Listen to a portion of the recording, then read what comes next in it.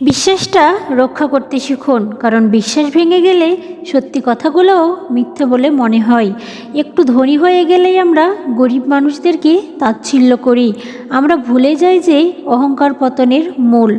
মনে রেখো, ঘুড়ি যতই উপরে উঠুক না কেন, লাটাইধারী কিন্তু যে কোনো সময় তাকে নিচে নামিয়ে দিতে পারে। গরিবের প্রতি অহংকার করো না। গরিবের জন্যই বড়লোকেরা সম্মান পায়, গরিবদের জন্য বড়লোকেরা খেতে পায়। গরিবের প্রতি অহংকার করো না ভাই। হয়তো আজকে তোমার টাকা আছে, কালকে নাও থাকতে পারে। তাই বলি ভাই, গরিবের প্রতি ভালোবাসা দাও। হ্যাঁ, এটাই সভ্য সমাজ। গরিব মানুষের কষ্ট কেবল গরিবেরাই বোঝে, ধনীরা শুধু দেখে আর উপদেশ দেয়। দুনিয়ার সবচেয়ে বড় পাপ হলো গরিবের অধিকার খেয়ে ফেলা। যে সমাজে গরিবদের জন্য সহানুভূতি নেই, সেই সমাজ সভ্য নয়, বরং বর্বর। ধনীরা টাকা দান করে, কিন্তু গরিবেরা হৃদয় দিয়ে ভালোবাসা দেয়। গরিব মানুষদের জীবন হলো এক মুঠো ভাতের জন্য হাজারো লড়াই। গরিবের বাড়িতে যদি এক মুঠো ভাতও থাকে, সে তার অর্ধেক অন্য গরিবকে দান করে দিতে পারে, কিন্তু বড়লোকেরা তা পারে না। বর্তমান সমাজ হলো ব্যর্থ মানুষকে নিয়ে হাসাহাসি করে আর সফল মানুষকে নিয়ে হিংসা করে। এটাই বর্তমান সমাজ।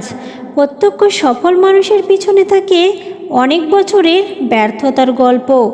যারা বড়ভাবে ব্যর্থ হতে সাহস করে না, তারা বড় কিছু অর্জন করতে পারে না। ভুল হবার জন্য যদি তুমি প্রস্তুত না থাকো, তবে কখনো নতুন কিছু তৈরি করতে পারবে না। ব্যর্থ হতে না চাইলে কিছু না করাই সবচেয়ে সহজ পথ।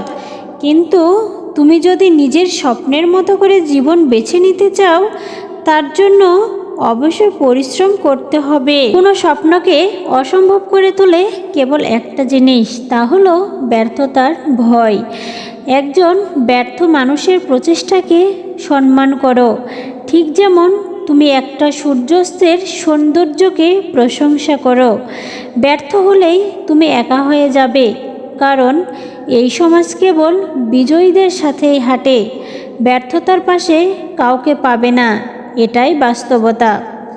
যখন কোনো ব্যক্তি স্বপ্ন দেখেও পূরণের জন্য কিছুই করে না, তখন সে দরিদ্র, অগোছালো এবং ব্যর্থ হয়ে ওঠে। ঝুঁকি নিলে তুমি কিছু না কিছু শিখবেই।